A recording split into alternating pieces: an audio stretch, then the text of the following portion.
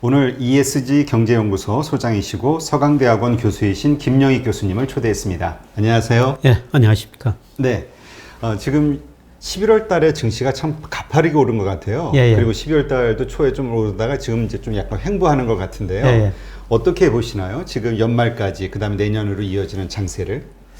예, 뭐 경제 여건, 기업 수익 여건 오르는 건 맞는데 속도가 너무 빠른 것 같습니다. 네. 오히려 거의 이 정도면은 주가 지수 자체로 보면은 거의 정점에 와야 하는 것이 아닌가, 그렇게 생각하고 있고요. 저는 뭐 주가를 볼 때 여러 가지 경제 변수도 보고 있지만은 장기적으로는 우리 주가는 명목 GDP만큼 성장해야 된다고 그렇게 보고 있거든요. 네. 그래서 제가 그림 하나 가져왔는데요. 이게 이 빨간 선이 명목 GDP로 보면은 적정 주가예요. 예. 근데 올해 지금 12월 말 기준으로 한번 제가 추정해 보면은 2620 정도 나오거든요. 네. 물론 실제 주가는 적정 주가 이하일 수도 있고 밑에일 수도 있어요. 근데 지금 2800이 넘었으니까 제가 보기에는 적정 수준을 넘어섰다. 너무 빠르게 오른다. 그래서 문제는 이제 내년인데요. 뭐 내년까지도 더 오를 가능성이 있습니다만은 사실 그동안 우리 주가가 적정 주가에 저평가됐었어요. 네. 계속 한 10여 년 동안 저평가된 상태에 있었거든요. 근데 올해 너무 빨리 오르다 보니까 완전히 고평가된 상태로 돌아서 버렸습니다. 이걸 보면은 주가가 앞으로 상승하더라도 크게 상승할 여력은 별로 없다. 이렇게 볼 수가 있고요.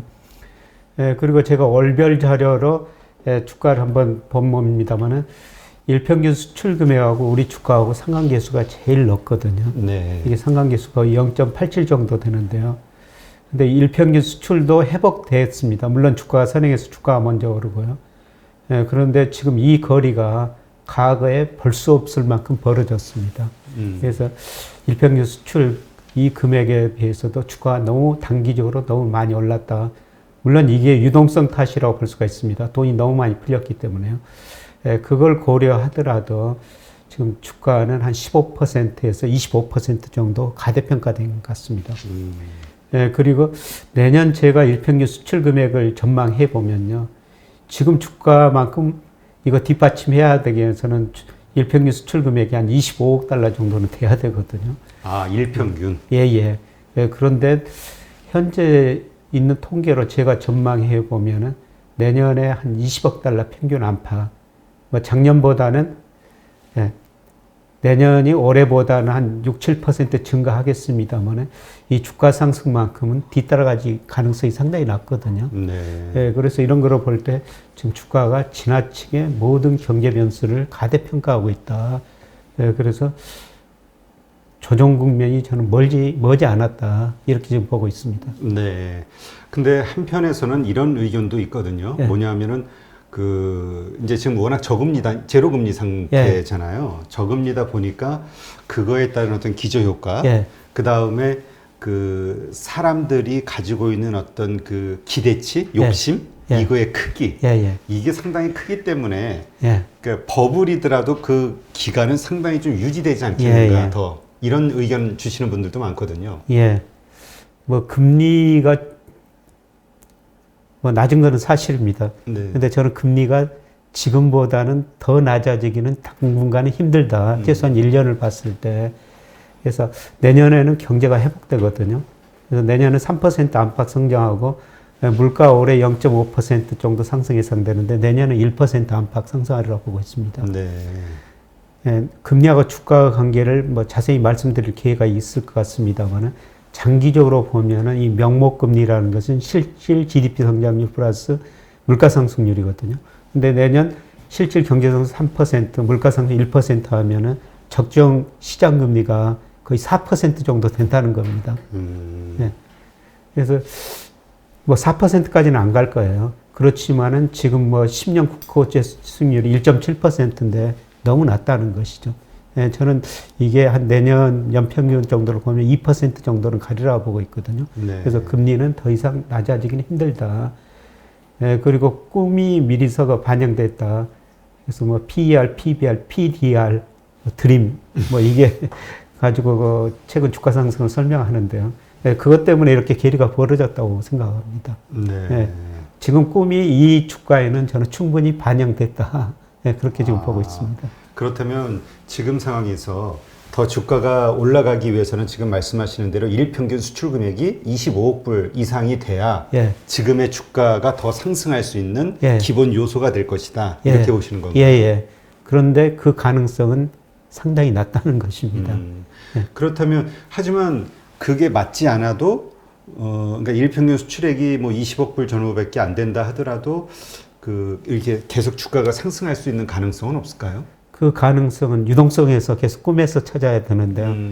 예, 그런데 내년에 경기가 회복되면은 더 이상 세계 중앙은행, 우리나라 한국은행도 더 이상 돈을 풀지는 않을 겁니다. 우리가 기대할 수 있는 것은 유동성이고 꿈인데요. 그 유동성 꿈이 지금 주가에 저는 다 반영되지 않느냐 현재 생각하겠습니다. 주가에. 예, 예. 그러면 지금 미국에서는 지금 이제 재정 정책 이제 합의가 되고 예. 이제 계속 이제 쏟아질 거 아닙니까? 예. 그 다음에 바이든 대통령 그 당선자 같은 경우도 계속 이야기하고 있는 게 이건 시작에 불과하다 뭐 이런 예. 얘기도 하고요. 예. 그러니까 유동성이 더 그렇게 공급되진 않을까요? 재정 정책을 통해서 미국에서? 예, 우선 미국 주가를 제가 또 그림 하나 보면요. 네. 미국 주가도 경제 지표하고 너무 그 거리가 지금 벌어졌습니다. 그래서 제가 미국 산업 생산, 소매 판매, 뭐 고용 지표로 봐도 한 거의 20-30% 미국 주가가 가대평가돼 있고요. 뭐 M2를 고려하도록 가대평가됐습니다. 예, 그리고 최근에 그 특이한 점 하나는 주가가 오르면 소비 심리도 개선되거든요. 네. 근데 주가가 이렇게 올랐는데도 소비 심리가 거의 개선되지 않고 있습니다. 아, 저 파란 아래쪽으로 떨어진 예, 게. 예. 그러니까 미국 국민들이 과거처럼 좀 이 코로나를 겪으면서 소비를 늘리지 않겠다. 그거고요. 예, 그 다음에 이것도 저는 한번 우리가 관심 있게 지켜봐야 된다고 생각하는데 미국 가계 금융자산 중 주식 비중이 지금 50%예요. 지금 3분기 말 현재. 과거에는 어느 정도 했었죠? 예. 지금 거기서 주식 비중이 파란 선으로 그려져 있는데요. 빨간 선입니다. 네. 그러니까 뭐 평균적으로 보면은 40% 안팎이고요. 네. 예, 그런데 과거 보면은 가계 자산 중에서 주식 비중이 50% 가면은 거의 주가가 조정을 보였거든요. 아, 과거에. 예. 저라도 제가 미국 사람이라도 제 자산 중에서 주식 비중이 50%라면은 더 이상 늘리지는 않을 것 같습니다. 아, 그래서 추가로 더 늘리지 않으니까. 예. 예, 그리고 말씀하시는 것처럼 미국이 이제 통화 정책은 별 여력이 없고요. 아마 재정 정책을 써가지고 경기를 부양할 겁니다. 네. 예, 그렇더라도 미국 경제가 내년에는 물론 회복될 텐데 그 기대들이 저는 지금 역시 반영됐다. 이렇게 지금 보고 있습니다. 아, 그렇군요. 그렇다고 그러니까 예. 올해 이제 가장 중요한 특징은 미국이나 우리나라나 실물과 금융의 괴리가 굉장히 커졌다는 겁니다. 금융에서 특히 주가하고 뭐 집가 이런 자산가의 실물 경제에서 괴리가 너무 커졌다는 겁니다. 네. 근데 내년에는 저는 반작용이라고 보는데요. 실물 경제는 회복되고 더 이상 뭐 유동성은 별로 늘어나지 않고 자산 가격은 조정을 보이든지 하락하면서 실물하고 금융의 괴리가 좁혀지는 과정이라고 보고 있거든요. 네. 지난번에 그 교수님께서는 이제 내년도 주식시장을 좀 긍정적으로 보셨잖아요. 상승할 것으로 보시고 그래서 긍정적인 뷰를 가지게 됐다 이렇게 말씀을 하셨는데 그렇다면 지금 그 뷰는 좀 바뀌신 건가요? 그러니까 제가 한 2,000 적정 주가가 내년에 한 평균 주가 2,600이라고 보고 그때는 그것보다 훨씬 더 낮은 수준이었거든요. 근데 지금 너무 빨리 올라가고 있기 때문에 내년 상승분까지 제가 예상하는 내년 상승분까지 지금 미리서 상승해 버렸다. 아, 빨리 상승했다. 주가 지수가 다 상승했다. 예. 그러면 상승한 다음에 목표를 달성하고 추가로 더 상승할 것이냐 떨어질 것이냐의 그 기로에서 교수님께서는 하락 반전할 것으로 보시는 건가요? 뭐 크게 하락할 가능성은 좀 낮다고 볼 수가 있는데요. 예, 저는 내년에 우리나라 예를 들어서 평균 코스피를 한 2,600 정도 보고 있거든요. 예. 근데 지금 2,800이 넘었으니까 물론 거기서 상한 뭐 15% 위로 아래로 움직일 수가 있습니다. 네. 예. 그래서 내년에 크게 떨어질 가능성은 낮다고 할 수도 있는데 근데 여기서 추가적으로 계속 상승하기는 힘들다. 실물하고 괴리가 너무 벌어졌다. 그 괴리를 좁히는 과정이 어느 정도 전개돼야지 다시 그 주식을 살 수 있는 기회가 될 것이다. 그렇게 보고 있습니다. 네. 그러니까 그 말씀은 이제 좀 이렇게 약간 횡보 조정을 좀 할 것이다. 이렇게 이해를 하면 될까요? 그러니까 큰 폭의 하락은 아니고. 예, 횡보 조정인데 한번 조만간 전에 한번 크게 하락하라고 했습니다. 최소한 10% 이상. 10% 정도. 아니 지금 이제 교수님이 생각하시는 큰 폭의 하락이라는 게 크기가 어느 정도였는가 궁금했는데. 10 내지 뭐 15%. 이 정도는 조만간 오리라고 보고 있습니다. 근데 이제 보통 그러한 상황이 오면 지금 우리 대기 자금 60조 개인들의 자금이 기다리고 있잖아요. 그러니까 생각보다 이렇게 미국 시장이 흔들리거나 아니면 한국 시장도 이렇게 좀 떨어지면 바로 개인 매수세가 들어와 버려가지고 다시 끌어올리고 하는 일들이 반복이 되고 있잖아요. 그래서 앞으로 그런 조정이 쉽게 올까 이런 생각이 들거든요. 그게 이제 조정이 오면은 또 개인들도 생각이 다 달라집니다. 심리가. 심리가요. 그러니까 뭐 우리가 과거에도 2007년, 2008년에도 개인 특히 그때는 금융회사들이 주식형 펀드 캠페인 해가지고 엄청나게 돈이 주식시장으로 들어왔거든요. 예를 들어 2008년 8월 달에 주식형 펀드가 144조였었어요. 뭐 그때는 한번 떨어지면 그 돈들이 다시 들어올 것 같았었죠. 근데 주가가 한번 폭락하니까 더 이상 들어오지 않고 그 돈들이 주식형 펀드가 지금 75조 안팎으로 떨어진 거거든요. 그러니까 올해는 주가가 오른다고만 뭐 생각해가지고 떨어지면은 그런 돈들이 다시 들어오는데 근데 한번 주가가 폭락하고 심리가 바뀌면은 그 돈에 들어오는 속도도 좀 달라질 거로 보고 있습니다. 네. 그럼 그것은 우리 한국만의 어떤 현상으로 보시나요? 아니면 미국도 같이 글로벌리 같이 일어날 수 있는 현상으로 예상하시나요? 저는 미국서 먼저 충격이 오리라고 보고 있어요. 미국서요? 저는 아까 미국 개인 자산 중에서 주식 비중이 지금 50%로 너무 높다 이런 말씀을 드렸는데요. 근데 조만간가 바이든 행정부가 들어섭니다만은 바이든 행정부는 주식시장이 그렇게 긍정적이지는 않을 것 같습니다. 우선 이제 법인세를 21%에서 27%로 올리겠다는 거죠. 그 다음에 최저임금을 올리겠다는 거죠. 그 다음에 대기업, 기술기업이나 금융대기업 규제하겠다는 것입니다. 반독점 규제. 반독점 규제. 그런 것들이 경기가 좋아져야지 할 수가 있는데, 뭐 당장은 하지는 않겠지만은, 그런 기대가 시장에 반영된다면은, 저는 미국 주가는 바이든 행정부 때 그렇게 많이 오르지는 못할 것 같고요. 근데 미국 주가 뭐 장기적으로 오릅니다만은 2000년에서 2010년 동안 거의 10년 동안 정체된 상태에 있었거든요. 이쪽에서 저쪽까지의 거리가 10년이군요. 이게 거리가 그림으로 보니까 짧아가지고 10년이. 미국 주가 물론 장기적으로 보면은 뭐 이렇게 상승하지만은 10년 동안 제자리 걸음한 적도 있었거든요. 저는 앞으로 10년은 이런 국면이라고 보고 있습니다. 미국 주가. 그래서 미국 주가가 조정 보이면은 아마 주식형 펀드로 자금이 덜 들어오고요. 뭐 외국인들도 우리 주식을 그렇게 많이 사지는 않을 것 같습니다. 그러면 이런 질문은 어떻게 생각하세요? 지금 저렇게 주식 비중이 50%씩 높아졌던 때도 있었는데 저 때하고 지금하고 좀 다른 차이라고 보면은 유동성의 크기가 돈이 많이 풀렸다는 게 전보다 훨씬 많이 풀린 게 하나 있고요. 그 다음에 이제 지금 제로금리로 정말 돈을 투자할 데가 없잖아요. 소득이 낮기 때문에 배당을 받든 뭘 하든 기업에 투자하는 게 은행보다 훨씬 낫지 않을까라는 생각이 지금 너무 보편화되어 있잖아요. 이런 것들이 변수로 작용해서 50% 이상의 비율을 갖게 되지는 않을까요? 그래서 뭐 그럴 수도 있습니다만은 주가가 이미 상당히 높은 수준에 와 있고요.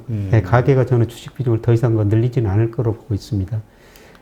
이게 아까 유동성인데 이게 마샬 K라는 건 제가 미국 건 안 그렸는데 우리나라 것만 한번 그려보고 미국 것도 있습니다. 같은 모양인데요. 이 마샬 K라는 게 뭐냐면은 부모의 명목 GDP가 들어가고 분자의 M2 총 유동성이 들어가거든요. 그래서 이게 마샬 K가 올라간다는 것은 실물에 비해서 돈이 많이 풀렸다는 것입니다. 그래서 우리가 보면 97년 IMF 경제위기가 끼면서 돈이 한번 많이 풀렸고요. 그 다음에 2008년 금융위기 때 돈이 많이 풀렸지 않습니까? 이런 것들이 시차를 두고 주가 상승 요인으로 작용했어요. 그 다음에 이번 위기를 겪으면서 지금 이게 급격히 상승했죠. 실물에 비해서 돈이 많이 풀렸다는 겁니다. 그래서 이 영향으로 지금 주가가 많이 올랐는데요. 저는 내년에는 어느 정도 경제가 회복되고 이 마샬 K가 더 이상 늘어나지는 않으리라고 보고 있거든요. 내년에는 상대적으로 유동성보다는 경제가 회복되면서 분모 있는 명목 GDP가 더 증가할 것이다. 이게 우리나라뿐만 아니라 저는 미국도 그래프를 그려보면 똑같은 모습이 나타나고 있거든요. 그렇다면 교수님은 이제 지난번 우리 방송할 때는 이제 신규로 지금은 좀 투자할 만한 볼륨이 있다라고 말씀을 해주셨는데 긍정적으로 지금 상황에서는 그럼 이렇게 좀 이게 목에 차 있기 때문에 신규 투자를 하기에는 좀 부적절한 시점이라고 보시나요? 뭐 종목별로는 차별화돼서 올라가겠죠. 예, 그런데 올해는 뭐 거의 모든 종목이 뭐 종목별로 상승률이 달랐습니다만 거의 차별화되시 좀 많이 올랐는데 내년에는 정말 차별화돼서 올라갈 것이다. 예, 그리고 계속 그 내년에 저희가 주가 많이 오른다고 뭐 그렇게 말씀하시는데요. 예, 그거는 내년 상반기까지, 내년 초까지 제가 말씀드렸던 거고. 내년 상반기까지. 예, 내년 상반기에. 예, 그런데 그 상반기에 올라갈 주가가 지금 올라가 버렸다는 것이죠. 예. 그러니까 지난번 방송에서 말씀하셨던 상반기까지 주가가 꽤 괜찮을 것이다. 예, 전망하셨던 게 지금 이번에 지금 확 앞당겨가지고 올라가 버렸으니까 주가 수준이 너무 빨리 올라가 버렸으니까 제가 보는 아까 말씀드렸던 명목 GDP나 주가 수출액 비해서 너무 빨리 올라가 버렸다는 겁니다. 그 괴리가 벌어진 만큼 그 좁혀지는 과정이 전개될 가능성이 높다는 겁니다. 그렇다면 우리가 이제 보통 그 오르지 않는다, 그러니까 횡보한다 이렇게 생각하면 이제 하락한다 얘기하면은 또 폭락을 생각하시는 분들이 있단 말이죠. 그러니까 교수님이 생각하시는 거는 그냥 약간의 하락 반전 아니면 한 번의 폭락은 있을 한 것이다. 번의 폭락은 있을 거라고 보습니다. 그것도 머지않아 한 번은 있는 것 같습니다. 그리고 그것이 이제까지의 그 개인들의 힘으로 고를 때마다 갭이 확 빠르게 메꿔졌던 것들이 이번에는 통하지 않을 수도 있다. 이렇게 보시는 거군요. 그리고 나서 뭐 지루한 내년은 그 박스권이 아닐까. 내년은. 그러니까 뭐 일시적으로 3천도 넘을 수 있다고 그런 말씀을 드렸었는데요. 문제는 그게 정착이 아니라 그게 아주 일시적이고. 이거 그 말씀은 우리가 이제까지 그 코스피의 박스권 장세라고 표현을 하잖아요. 그것이 다시 반복이 된다. 이렇게 박스권이 한 단계 상향 조정됐다. 박스의 볼륨만 좀 높여졌다. 그러니까 우리 코스피가 2011년부터 2019년까지 장기 조정을 보였는데요. 그때 코스피 평균이 2067이었었어요. 계속 2067에서 일시적으로 뭐 2017년, 2018년 초에 그 2600까지 한번 올라간 적이 있었으면 거의 박스권이었거든요. 근데 한번 급락하고 나서 그런 상당히 또 오랫동안 박스권 장세가 전개될 것이다. 저는 그렇게 내다보고 있습니다. 네, 그렇군요. 그렇다면 우리가 그 어떤 이렇게 조만간 있게 되는 어떤 그 하락, 큰 폭의 급락 같은 경우는 이유를 어디에서 찾을 수 있을까요? 어떤 요인 때문에 이렇게 떨어지는 상황이 생길까요? 가장 중요한 게 거리가 너무 벌어졌다. 실물하고. 실물 경계하고. 그래서 우리가 비행기를 타고 가다 보면은 기류에 따라 좀 일시적으로 급락하는 경우가 있거든요. 그러니까 그 예상적 충격이 뭔지는 잘 모르겠지만 예상적 충격이 한 번이라도 오면은 그게 거리가 너무 벌어졌기 때문에 비행기가 너무 높이 떴기 때문에 급락할 가능성은 한 번 있다는 것입니다. 그러니까 그 요인이 어떤 것일지는 모르지만 그렇다면 그렇게 급락하고 나서 이제까지는 빠르게 회복하기보다는 그 급락한 상태에서의 어떤 횡보 조정을 예상하시는 건가요? 급락하고 좀 반등하겠죠. 약간 반등하고. 근데 내년에 저는 평균 주가가 2,600 안팎이라고 보고 있습니다만, 뭐 그 수준에서 또 저 상당히 오랫동안 지루한 장이 좀 전개될 거라고 보고 있습니다. 그래서 뭐 종목 선정이 이제 더 중요한 거죠. 네, 그렇군요. 종목 선정은 제가 차후에 여쭤보는 걸로 하고요. 그러니까 올해 많은 분들이 또 시장에 들어오면서 많은 상승을 했기 때문에 기대감을 갖고 올해 초처럼 이렇게 돈 좀 벌자, 주식하면 이렇게 좀 빠르게 벌 수 있다 이런 생각 가지고 있는데 그러지 않을 수 있다, 각오를 할 수도 해야 된다 이렇게 생각하면 되겠네요. 제가 계속 말씀드렸던 거는 주식에 대한 기대 수익률 좀 낮추자. 기대 수익률. 계속 말씀을 드렸는데요. 장기적으로 보면은 우리나라 코스피 상승률은 명목 GDP 성장률하고 거의 비슷하거든요. 예를 들어서 2000년 이후에 우리나라 명목 GDP 성장률이 작년까지 6%였었어요. 근데 코스피는 7.5%, 약 1.5%포인트 리스크 프리미엄이라고 볼 수가 있죠. 근데 앞으로 우리 명목 성장률이 저는 3% 정도로 보고 있거든요. 그러면 주식에 대한 기대 수익률은 4 내지 5%일 것이다. 그래서 주식 투자해가지고 4 내지 5% 수익을 내면은 잘한 시대다. 근데 올해 뭐 주식 시작하신 분들이 그것 가지고 무슨 주식을 하겠느냐 이렇게 생각하시면 모르겠지만은 우리 저 은행 금리가 1%도 안 되거든요. 1%도 안 되는데 주식에서 4 내지 5% 수익률 낸다면 굉장히 큰 거죠. 네. 그렇군요. 아, 이제 제가 이제 그 교수님 말씀이 어떤 건지 이제 명확하게 이해가 됐습니다. 네, 알겠습니다.